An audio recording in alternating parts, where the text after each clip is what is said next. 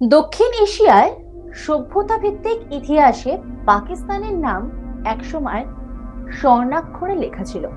কি শুনে অবাক হচ্ছেন তো? কারণ আজকের যে পাকিস্তান, তার যা অর্থনৈতিক অবস্থা তা ভীষণ খারাপ। আমরা প্রতিদিন নানা খবর পাচ্ছি, নানা অজানা তথ্য পাচ্ছি। সেখানে আমরা দেখতে পাচ্ছি যে মানুষজন কিভাবে একটা রেশনের গাড়ি এলে তার পিছনে দৌড়ে যাচ্ছে। কিন্তু সেই পাকিস্তান এক সময় গৌরবের শিরোনামে ছিল। থাকবে নাই বা কেন? সুপ্রাচীন মহেঞ্জোদারো সভ্যতা থেকে শুরু করে গান্ধার রাজ্য, তখন এই বাহি সহ অসংখ্য ঐতিহাসিক গুরুত্ব দখল করে আছে দেশটি। খ্রিস্টপূর্ব 1500 অব্দে বর্তমান পাকিস্তানের পাঞ্জাব প্রদেশে গড়ে উঠেছিল গান্ধার নামে এক ইন্দো আর্য রাজ্য। এই গান্ধার ছিল প্রাচীন ভারতবর্ষের ষোড়শ মহাজনপদের একটি। তক্ষশিলা ছিল এর রাজধানী। উন্নত শিক্ষা সংস্কৃতির জন্য তখন সারা বিশ্বব্যাপী দারুণ খ্যাতি কুড়িয়েছিল এই তক্ষশিলা। সেই সময় আর কি কি ছিল যে কারণের জন্য আজকের পাকিস্তান এতটা গৌরবের শীর্ষে পৌঁছে গিয়েছিল, সেই সমস্ত তথ্য জানতে হলে কিন্তু আমার সঙ্গে থাকতে হবে, গোটা ভিডিওটা দেখতে হবে। অবশ্যই ভিডিও শেষে জানাবেন যে ভিডিওটা আপনাদের কেমন লাগলো। লাইক, কমেন্ট, শেয়ার করতে ভুলবেন না। হোয়াটসঅ্যাপেও রয়েছে আজ তাক বাংলা, সেখানেও নজর রাখবেন।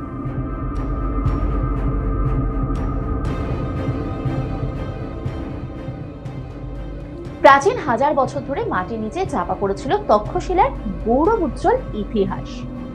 18 শতকের শেষের দিকে ব্রিটিশ রাজ সরকারের দুই প্রত্নতাত্ত্বিক আলেকজান্ডার কানিংহাম এবং জন মার্শালের প্রচেষ্টায় সকলের সামনে আসে সেই গৌরব উজ্জ্বল ইতিহাস।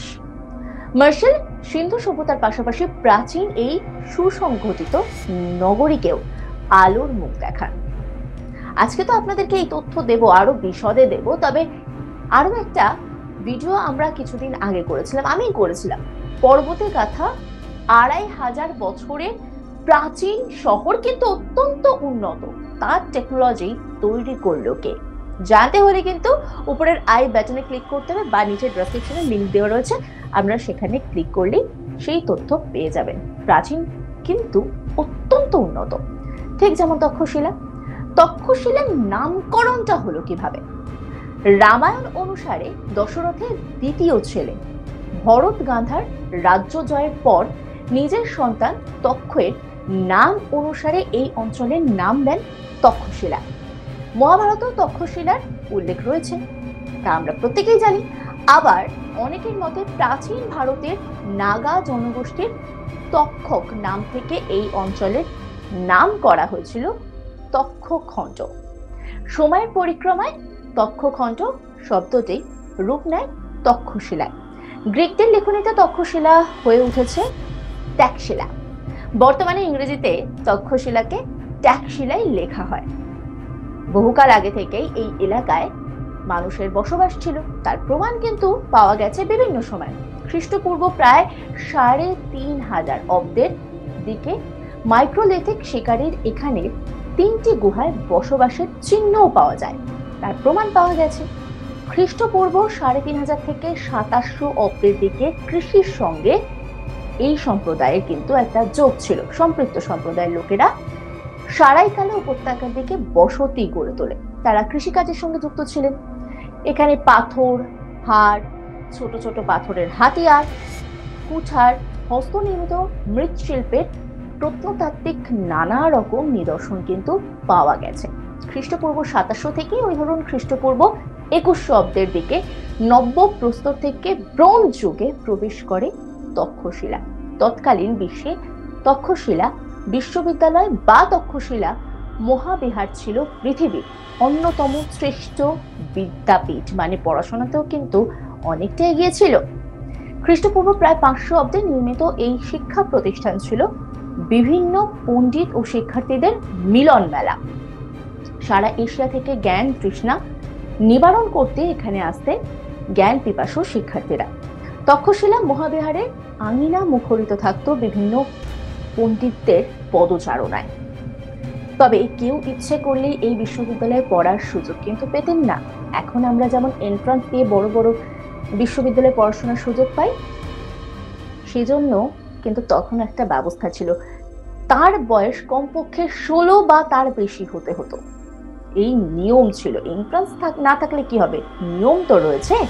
নিজের এলাকায় প্রাথমিক শিক্ষার পাঠ চুকিয়ে তাকে প্রমাণ করতে হতো সে তক্ষশিলা বিশ্ববিদ্যালয়ে অধ্যয়নের যোগ্য। পড়াশোনার খরচ শিক্ষার্থীকেই বহন করতে হতো। তবে যারা আর্থিকভাবে অসচ্ছল ছিল, যাদের ক্ষমতা ছিল না, তারা গায়ে গতরে খেটে সেখানে পড়াশোনা করতেন। মানে ভাবুন, এই এন্ট্রান্স কিন্তু আজকের নয়, বহু পুরনো। হয়তো নামটা তখন এন্ট্রান্স ছিল না। এখানে পড়ানো হতো কি, গণিত, বেদশাস্ত্র, অর্থনীতি, চিকিৎসাবিদ্যা, দর্শন, জ্যোতির্বিজ্ঞান, ব্যাকরণ বিষয়ক বিভিন্ন জিনিসপত্র। এর শিক্ষা পদ্ধতি ছিল যথেষ্ট আধুনিক। এই বিশ্ববিদ্যালয়ের সঙ্গে জড়িত ছিলেন কারা? বিখ্যাত সব নাম: চাণক্য, পাণিনি, চরক, আত্রেয়, বিষ্ণু শর্মা, নাগার্জুন, জীবকের মতো প্রাচীন সমস্ত পণ্ডিতরা। খ্রিস্টপূর্ব 405 অব্দের দিকে বিখ্যাত চীনা পরিব্রাজক ফা হিয়েন এসেছিলেন এই শিক্ষা প্রতিষ্ঠানে। তিনি একে অত্যন্ত পবিত্র এবং সমৃদ্ধশালী বলেও উল্লেখ করেছেন।